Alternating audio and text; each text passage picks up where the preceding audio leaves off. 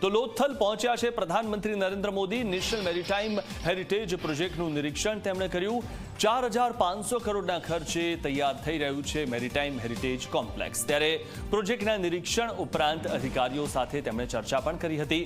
લોથલમાં વિકાસની કામગીરી અંગે તેમણે માહિતી મેળવી। ત્યારે લોથલ સિંધુ ખીણની સંસ્કૃતિના મુખ્ય વેપાર કેન્દ્રની સાથે સાથે ભારતની સમૃદ્ધ શક્તિ અને સમૃદ્ધિનું પ્રતીક પણ હતું।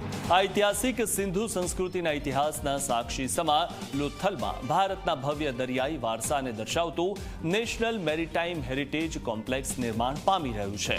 નેશનલ મેરીટાઈમ હેરિટેજ કોમ્પ્લેક્સમાં ઇતિહાસ, શિક્ષણ, સંશોધન અને મનોરંજનનો સુભગ સમન્વય સર્જાશે। લોથલ 5000 વર્ષ પહેલા માત્ર એક બંદર જ નહોતું, પરંતુ અહીં દરિયાઈ જહાજોની મરામત પણ થતી હતી। એ જ્વલંત ઇતિહાસ અહીં ફરી જીવંત થશે।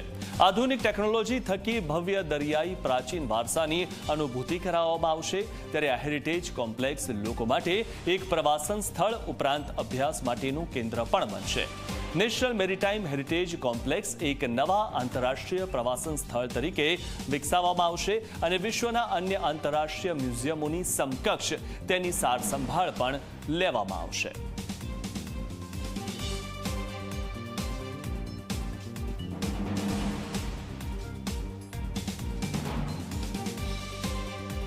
તો નેશનલ મેરીટાઈમ હેરિટેજ પ્રોજેક્ટનું પ્રધાનમંત્રી નરેન્દ્ર મોદીએ નિરીક્ષણ કર્યું। આજે જ્યારે તેઓ ભાવનગરની મુલાકાતે હતા ત્યારે ત્યાંથી તેઓ લોથલ પહોંચ્યા। પ્રોજેક્ટના નિરીક્ષણ ઉપરાંત તેમણે અધિકારીઓ સાથે ચર્ચા પણ કરી અને અહીંયા જે પ્રકારનું નેશનલ મેરીટાઈમ જે કોમ્પ્લેક્સ બનાવવામાં આવી રહ્યું છે તે એકદમ વર્લ્ડ ક્લાસનું છે। નેશનલ મેરીટાઈમ હેરિટેજ પ્રોજેક્ટનું નિરીક્ષણ પ્રધાનમંત્રીએ કર્યું હતું અને ત્યાં જે અધિકારીઓ છે તેમની સાથે પણ તેમણે વાતચીત કરી હતી। પ્રોજેક્ટનું નિરીક્ષણ તેમણે કર્યું અને ઉપરાંત અધિકારીઓ સાથે તેમણે ચર્ચા પણ કરી। ત્યારે આંતરરાષ્ટ્રીય મ્યુઝિયમોની સમકક્ષ તેની સારસંભાળ લેવામાં આવશે તે પ્રકારનું આ કોમ્પ્લેક્સ બની રહ્યું છે।